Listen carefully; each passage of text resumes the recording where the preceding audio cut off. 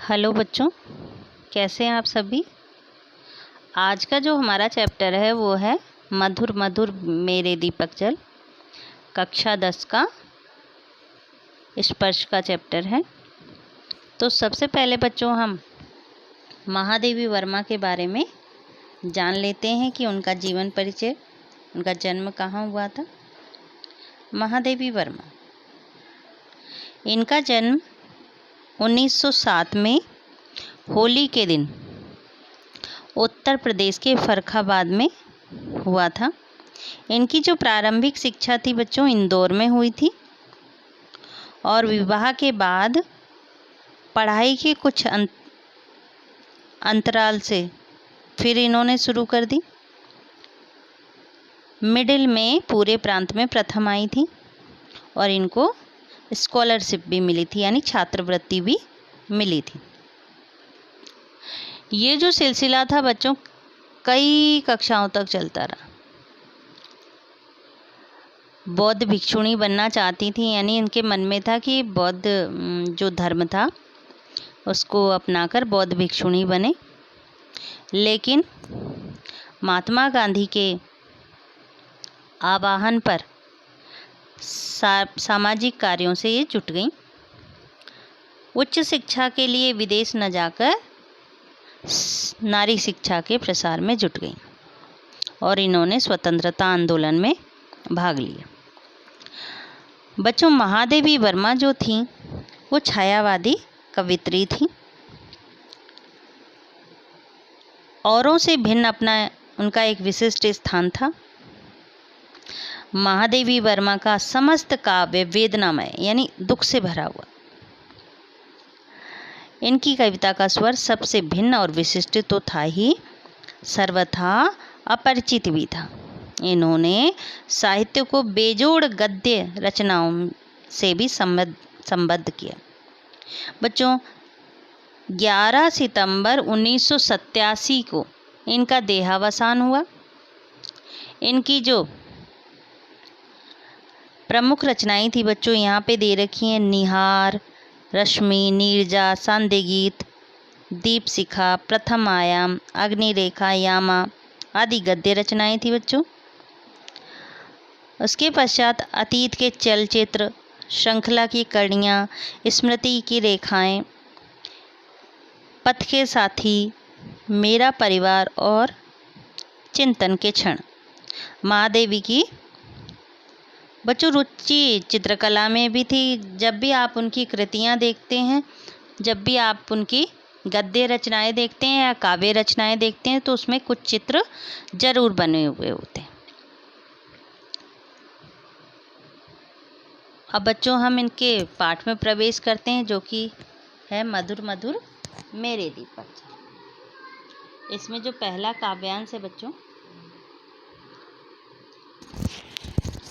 मधुर मधुर मेरे दीपक जल, युग युग प्रतिदिन प्रतिछल प्रतिपल, प्रतिक्षण प्रतिपल, प्रियतम का पथ आलोकित कर।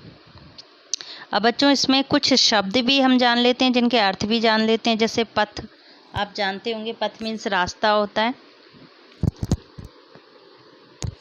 और आलोकित यानी प्रकाशित, प्रतिक्षण माने हर एक पल, प्रतिदिन माने रोजाना। अब बच्चों इसका अर्थ हम जान लेते हैं कि यहाँ पर जो महादेवी वर्मा है अपने आराध्य देव को प्राप्त करने वाले मार्ग को आलोकित करने के लिए कह रही हैं, और आलोकित करने के लिए अपने हृदय में भक्ति के दीपक को हमेशा जलाने को कह रही। यानी कवित्री अपने आराध्य प्रीतम को पाने के लिए आस्था व प्रेम का दीप जलाती हैं, जिससे वह अपने प्रीतम के रास्ते को प्रकाशित कर सके। नेक्स्ट है बच्चों, इसमें दूसरा वाला काव्यांश है। सौरभ फैला विपुल धूप बन, मृदुल मोम सा घुल रे मृदुतन, दे प्रकाश का सिंधु अपरमित, तेरे जीवन का अणु गल गल, पुलक पुलक मेरे दीपक जल। अब बच्चों इसमें भी कुछ हम शब्दार्थ जान लेते हैं कि जैसे एक शब्द है सौरभ। सौरभ, सौरभ मीन्स बच्चों होती है सुगंध। विपुल, विपुल मीन्स विस्तृत। मृदुल, मृदुल मीन्स कोमल। मृदु, मृदु मीन्स भी कोमल होता है। सिंधु, यहाँ एक शब्द आया बच्चों सिंधु। सिंधु मीन्स समुद्र को कहते हैं सिंधु। अपरिमित, अपरिमित कहते हैं अपार या असीमित, जिसकी कोई सीमा ना हो। पुलक, पुलक माने रोमांचित होकर, यानी रोमांच से भरा। अब बच्चों इसका अर्थ समझ लेते हैं। इसमें इस काव्यांश में उसी तरह कवित्री अपनी आस्था के दीपक को रोमांचित हो जलकर, स्वयं गलाकर और मोम की तरह पिघलकर असीमित प्रकाश देते हुए विस्तृत उजियारा करने को कह रहे। यानी कवित्री कहती हैं कि वह आस्था रूपी दीपक जलने में एक मिठास का अनुभव करती, अपनी आस्था को अडिग बनाना चाहती हैं कवित्री। वह अपने आस्था रूपी दीपक से कहती हैं कि हे दीपक,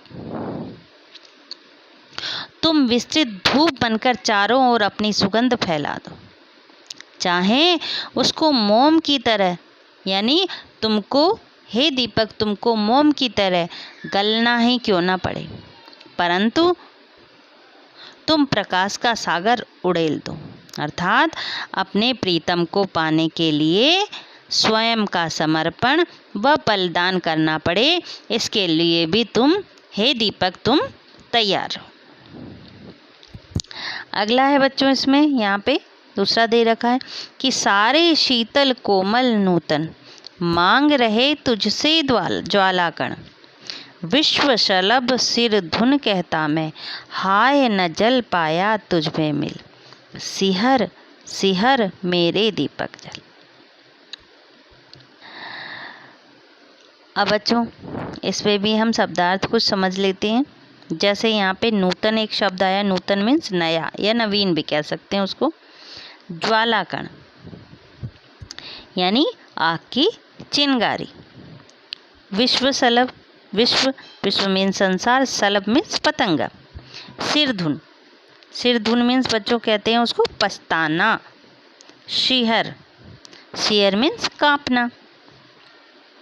अब बच्चों इसका भावार्थ जान लेते हैं कि यहाँ पर जो कवित्री महादेवी वर्मा है, अपने भक्ति रूपी दीपक को मार्ग की कठिनाइयों का सामना करते हुए शिहर शिहर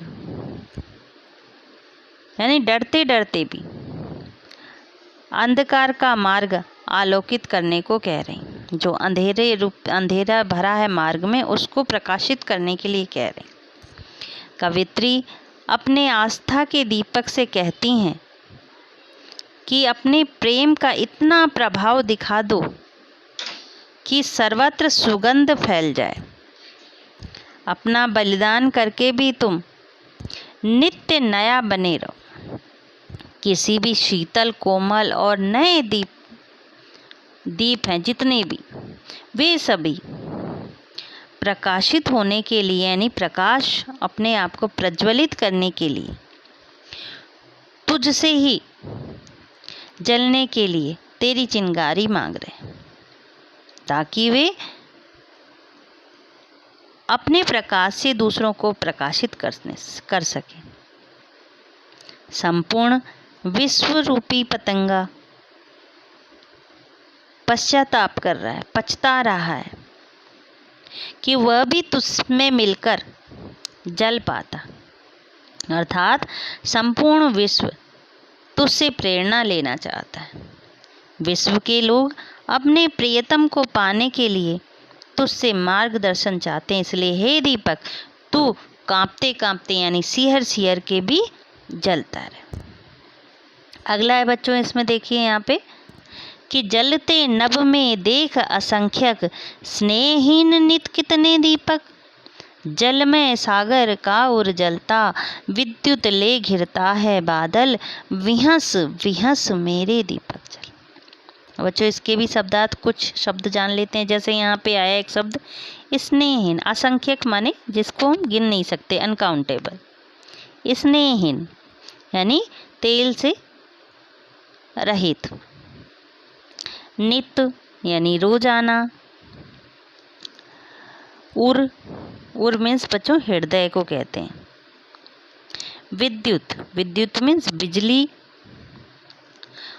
और नभ, आप जानते ही होंगे नभ किसको कहते हैं बच्चों, आकाश को। नभ मीन्स आकाश या आसमान। अब बच्चों हम पहले की तरह इसके बारे में जान लेते हैं, इसका भावार्थ जान लेते हैं बच्चों।